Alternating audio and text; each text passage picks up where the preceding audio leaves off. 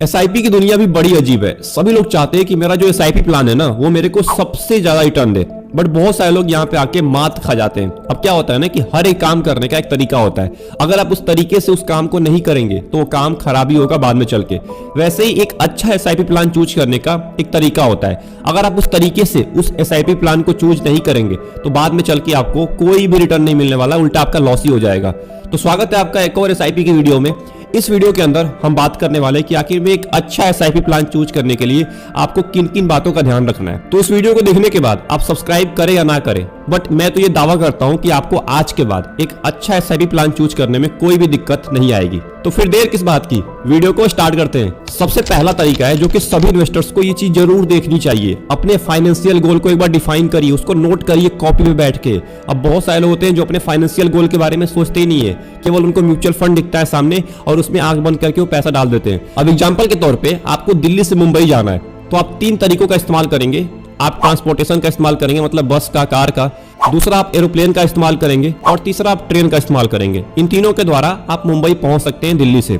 अब क्या होता है ना कि सभी लोगों को एरोप्लेन से ही नहीं जाना होता है, कुछ लोगों को ट्रेन से ही जाना होता है, क्योंकि बहुत लोगों को ट्रेन में जाने में मजा आता है, बहुत लोगों को बस में जाने में मजा आता है, बस में जाने में ज्यादा कंफर्टेबल फील होता है। वैसे म्यूचुअल फंड है, वैसे एसआईपी है। इसमें क्या होता है ना कि देखिए, अगर आप एक एसआईपी प्लान चूज करने जा रहे हैं तो बहुत सारे लोगों को शॉर्ट टर्म के लिए एसआईपी चूज करना होता है, बहुत लोगों को लॉन्ग टर्म के लिए करना होता है। तो अगर आपको लॉन्ग टर्म इन्वेस्टर बनना है तो आपको वैसे अपने फाइनेंशियल गोल सेट करने पड़ेंगे और आपको ये देखना पड़ेगा कि मैं जिस म्यूचुअल फंड में एसआईपी कर रहा हूं, क्या वो म्यूचुअल फंड मेरे गोल के हिसाब से आगे चलेगा। दूसरा तरीका है रिस्क टॉलरेंस। अब देखिए क्या होता है ना कि बहुत सारे इन्वेस्टर अपने रिस्क को बिल्कुल भी ध्यान नहीं रखते। उनको ऐसा लगता है कि यार रिस्क लेना बहुत अच्छी बात है, जितना ज्यादा हम रिस्क लेंगे उतना ज्यादा हमें रिटर्न मिलेगा। ये आपकी बहुत बड़ी गलतफहमी है, क्योंकि क्या होता है ना कि बहुत सारे लोग रिस्क के चक्कर में अपने पैसे बहुत ज्यादा गंवा देते हैं। आपने देखा होगा, बहुत बार सुना होगा आपने कि बहुत सारे लोग रिस्क लेने के चक्कर में बहुत अपने पैसे को लॉस में लेके जा चुके हैं।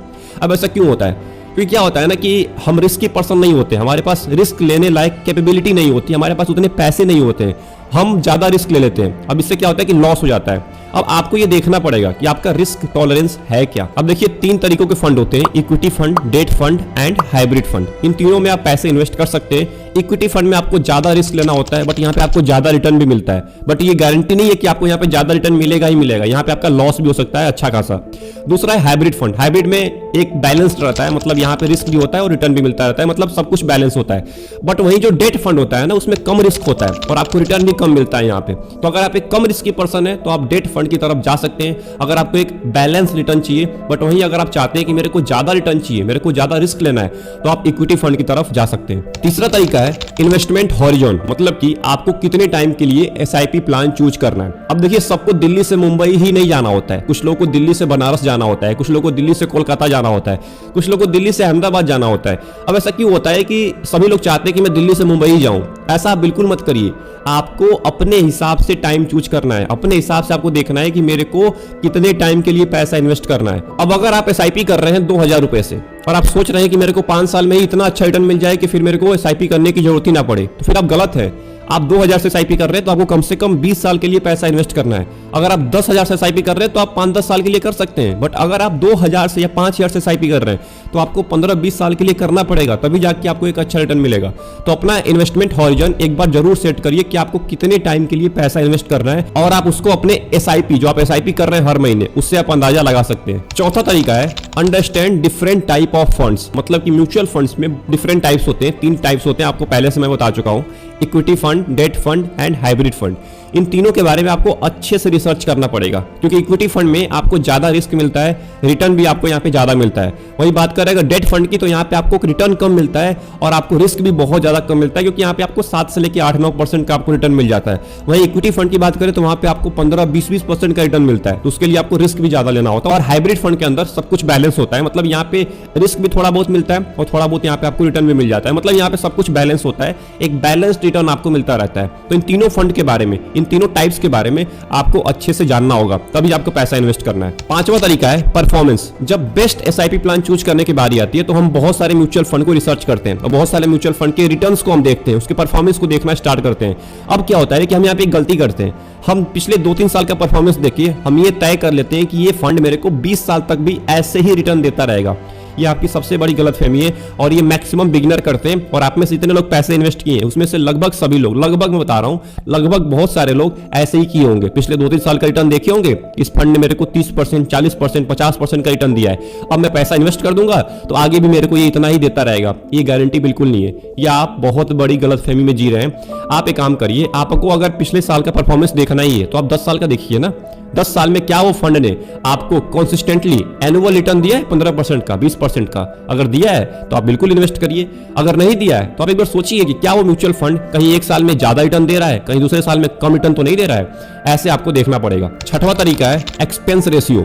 अब देखिए, एक्सपेंस रेशियो को आपको गौर करना पड़ेगा एक बेस्ट एसआईपी प्लान चूज करने से पहले, क्योंकि अगर आपको एक बेस्ट म्यूचुअल फंड चूज करना है, एक बेस्ट एसआईपी करनी है ना, तो आपको एक्सपेंस रेशियो मतलब कि जो खर्चे होते हैं उस फंड के, साल भर के जो खर्चे होते हैं उनको देखना पड़ेगा कि आपका खर्चा ज्यादा तो नहीं है। एक्सपेंस रेशियो में जो फंड मैनेजर होता है ना, जो आपके फंड को मैनेज करता है, जो आपके पैसे को अलग अलग एसेट में इन्वेस्ट करता है, अलग अलग कंपनीज में इन्वेस्ट करता है, जो फंड मैनेजर की टीम होती है, उनके कुछ कॉस्ट होते हैं, उसी को बोलते हैं एक्सपेंस रेशियो।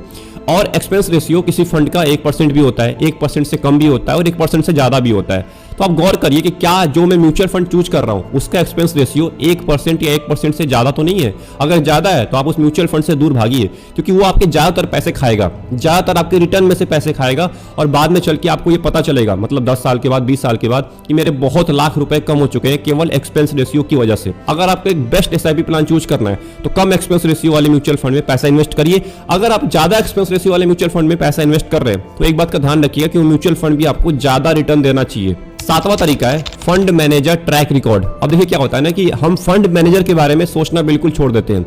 जब हम एक म्यूचुअल फंड चूज करते हैं, जब हम एक बेस्ट एसआईपी प्लान चूज करते हैं, तो हम फंड मैनेजर को गौर ही नहीं करते, उसको सोचते भी नहीं है कि फंड मैनेजर भी होता है। अब देखिए भाई, फंड मैनेजर भी होता है, वही आपके पैसे को आगे बढ़ाएगा, वही आपको एक अच्छा रिटर्न दिला पाएगा, क्योंकि फंड मैनेजर की ही वजह से वो फंड चलता है, उनकी टीम की वजह से।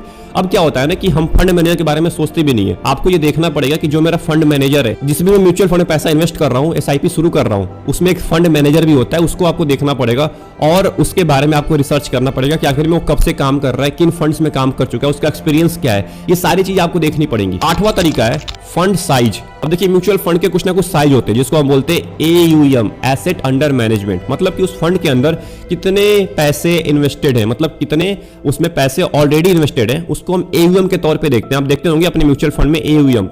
अब यहाँ पे आप देख सकते हैं फंड साइज के बेसिस पे भी, क्या उस फंड का साइज ज्यादा है?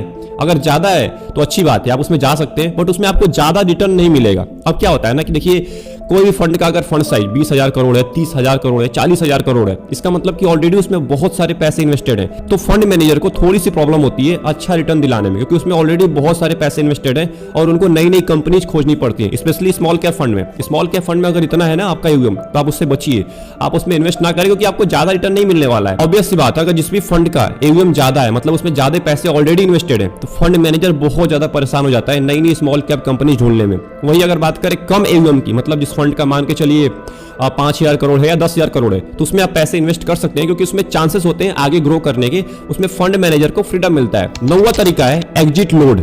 अब देखिए, एग्जिट लोड को आपको देखना पड़ेगा एक बेस्ट एसआईपी प्लान चूज करने से पहले। एग्जिट लोड क्या होता है? जब आप पैसे निकालते हैं ना, तो कुछ ना कुछ वहां पे चार्जेस लगते हैं बहुत सारे म्यूचुअल फंड के, कुछ के 1 साल के होते हैं, कुछ के 2 साल के होते हैं, बस 2 साल से ज्यादा नहीं होता है, 2 साल तक या 1 साल से कम का ही होता है। तो अगर आप म्यूचुअल फंड में पैसा इन्वेस्ट कर रहे हैं तो एक बार जरूर देखिए कि क्या उसका एग्जिट लोड ज्यादा तो नहीं है। वैसे आपको एग्जिट लोड से मतलब नहीं होना चाहिए, क्योंकि आप 10 साल के लिए आ रहे हैं, 15 साल के लिए आ रहे हैं, 20 साल के लिए आ रहे हैं, तो आपको एग्जिट लोड से कोई भी लेना देना नहीं होना चाहिए। क्योंकि एग्जिट लोड क्या होता है? अगर आप 1 साल के अंदर में पैसा निकाल लेते हैं, तो जो फंड होते हैं ना, जो फंड हाउस होते हैं, वो आपसे कुछ ना कुछ एग्जिट लोड के तौर पे चार्ज काट लेते हैं, अगर आप उतने टाइम से पहले पैसा निकाल लेते हैं तो। एंड जो आखिरी पॉइंट है वो है कंपेयर म्यूचुअल फंड्स। अब देखिए, मैं कंपेरिजन के बारे में बात कर रहा हूं म्यूचुअल फंड के। आप अपने म्यूचुअल फंड से, अपने कैटेगरी में एक दूसरे म्यूचुअल फंड से कंपेयर कर सकते हैं, रिटर्न के मामले में नहीं। आपको रिटर्न नहीं देखना है कि उसका 2% ज्यादा है तो मेरा 2% कम है। अब यहाँ पे बहुत सारे लोग डिमोटिवेट हो जाते हैं कि यार उसका 2% ज्यादा रिटर्न दे रहा है, मेरा 2% कम रिटर्न दे रहा है। ऐसा नहीं करना है, आपको रिटर्न देखना ही नहीं है, आपको उसके बेनिफिट्स के बारे में रिसर्च करना है कि क्या वो म्यूचुअल फंड क्यों अच्छा दे रहा है, मतलब उसके बेनिफिट्स क्या हैं, आखिर में उसके प्रोच क्या है, उसके फायदे क्या है, ये सारी चीजें आपको देखनी पड़ेंगी। बहुत सारे एप्लीकेशन में आप जाएंगे तो वहां पे आपको एक कंपैरिजन का ऑप्शन होता है, वहां पे आप अपना म्यूचुअल फंड डालिए और एक अपने कैटेगरी का एक और म्यूचुअल फंड डालिए और दोनों को एक बार कंपेयर करिए, देखिए कि आखिर में दोनों में फर्क क्या है। तो ये था आज के वीडियो का टॉपिक कि अच्छा एसआईपी प्लान कैसे चूज करें। आई होप आपको पूरी वीडियो अच्छी लगी होगी। मैंने जो आज आपको बताया ये 10 पॉइंट, अगर आप इन 10 पॉइंट को अच्छे से समझ लेते हैं, अच्छे से जान लेते हैं, तो आपको एक अच्छा एसआईपी प्लान चूज करने में कोई भी प्रॉब्लम नहीं आने वाली है। तो आई होप आपको पूरी वीडियो अच्छी लगी होगी। अगर आपको पूरे वीडियो में कुछ भी समझ में आया तो वीडियो को लाइक कर दीजिएगा एंड चैनल को जरूर सब्सक्राइब कर लीजिएगा। मिलते हैं एक और इंपॉर्टेंट वीडियो में एक और इंटरेस्टिंग टॉपिक के साथ। तब तक के लिए best of luck, take care.